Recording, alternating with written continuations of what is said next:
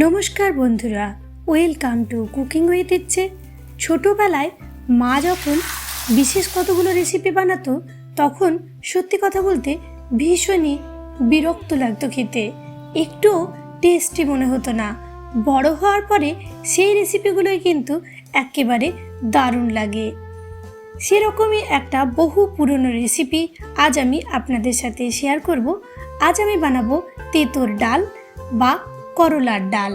বানানো ভীষণ সহজ, আর এই বসন্ত থেকে গ্রীষ্মের মধ্যে এই রেসিপিটা খাওয়াও ভীষণ ভালো। তো রেসিপি বানানোর জন্য এখানে 1 কাপ মুগ ডাল আমি জলে ভিজিয়ে নিলাম। এটা যতক্ষণে ভিজবে প্রথমে ভালো করে তার আগে কয়েকবার ওয়াশ করে নিতে হবে জল দিয়ে, তারপর এটাকে ভিজিয়ে রাখবো আমি জল দিয়ে খানিকক্ষণের জন্য। ততক্ষণে আমরা চলে যাব পরবর্তী স্টেপে।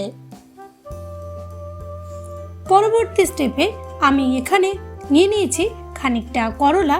এখন করলাগুলো এরকম গোল গোল মোটা মোটা করে কেটে নিতে হবে। তবে আপনি চাইলে উচ্ছেও নিতে পারেন। উচ্ছে করলা যে কোনো কিছুর সাথেই কিন্তু এই রেসিপিটা বানানো যাবে। আর এরকমভাবেই কিন্তু করলাগুলো এখানে কেটে নিতে হবে। তার সাথে আমি এটাতে অল্প একটু পেঁপে দেব। পেঁপেও কিন্তু হেলথের জন্য প্রচণ্ড ভালো। হাঁসফাঁস গরমে নাভিশ্বাস দশা স্টার্ট হয়ে গেছে, এই সময় এইসব রেসিপি বেশি বেশি করে খেয়ে শরীরকে সুস্থ রাখতে হবে। আর ভালো করে একটু বানালে কিন্তু এই রেসিপিটা দারুণ লাগে।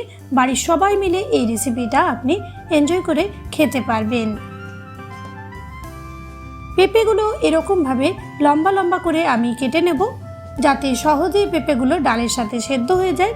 তবে পেঁপেগুলো ছোট করে একেবারে কাটতে যাবেন না, তাহলে কিন্তু ডালের সাথে পেঁপেগুলো গলে যাবে। এই ক্ষেত্রে পেঁপেগুলো সেদ্ধও হবে ডালের সাথে, আর পেঁপের অস্তিত্বটাও বোঝা যাবে। ধুয়ে নিলাম আমি করলা আর পেঁপেটা।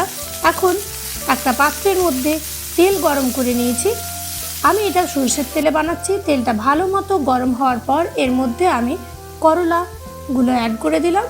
আর করলাকে ফ্রাই করার জন্য করলার মধ্যে দিয়ে দেবো পরিমাণ মতন হলুদ আর নুন। এখন করলাটা ভালো করে একটু মচমচে করে ফ্রাই করে নিতে হবে।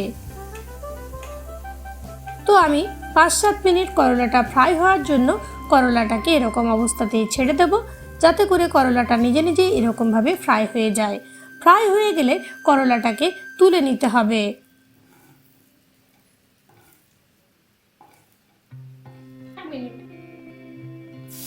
এখন এই তেলের মধ্যে আমাদের যে মুগ ডালটা ছিল সেটার থেকে জলটাকে আলাদা করে মুগ ডালটা এটার মধ্যে দিয়ে অল্প একটু নেড়ে চেড়ে নেব।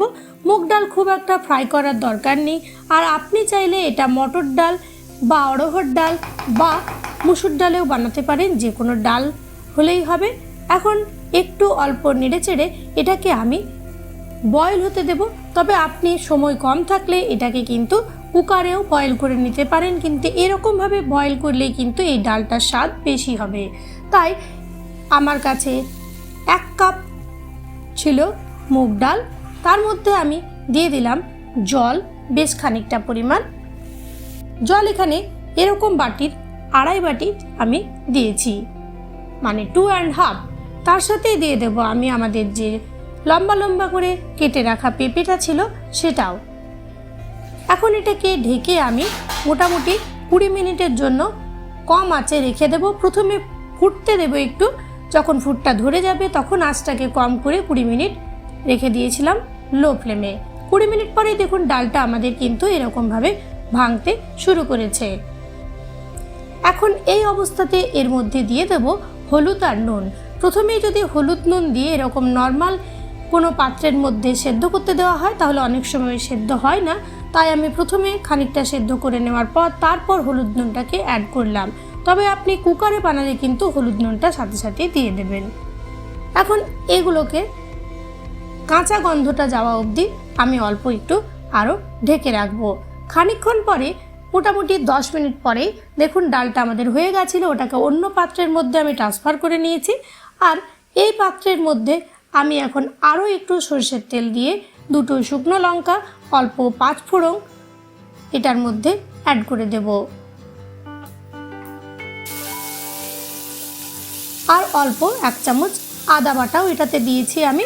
তারপর সমস্ত মশলার গন্ধ বেরিয়ে আসা অবধি অল্প লো ফ্লেমে ফ্রাই করব। এটা ডায়াবেটিস রোগীদের জন্য কিন্তু প্রচণ্ড ভালো, তাই অবশ্যই প্রতিদিন এই রেসিপিটা তারাও খেতে পারে। অ্যাড করে দিলাম আমাদের ডালটা, তার সাথে করলা, অল্প একটু ঢেকে রাখবো, তারপরে গরম ভাতের সাথে সার্ভ করব। যদি ভালো লেগেছে আজকের রেসিপি, প্লিজ একটা লাইক দেবেন, কমেন্ট করবেন। চ্যানেলে প্রথম দর্শক বন্ধু হলে চ্যানেলটাকে সাবস্ক্রাইব করে পাশে থাকবেন। ধন্যবাদ।